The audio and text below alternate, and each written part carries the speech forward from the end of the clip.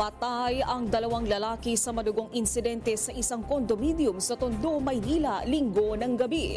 Ang detalye sa report ni Lestor Aler.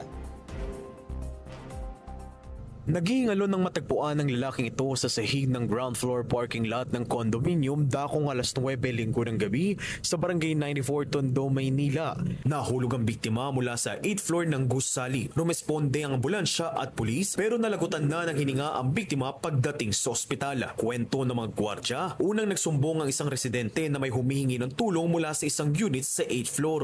Pag-akit naman namin sa hallway, wala namang kahit na anong ingay. Pagbaba namin, ayun na, naabutan na namin yung na nakahandusay na doon sa baba. Pero wala pang ilang minuto, may tawag sa security na may dugo ang katawan sa hallway sa 8th floor din.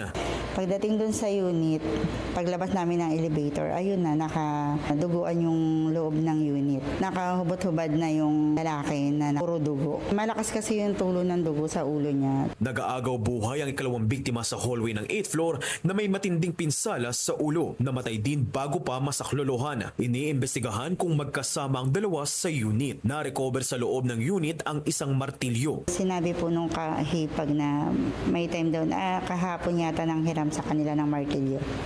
Dahil parang nagsabi ng pabiro na may pupukpukin daw siya.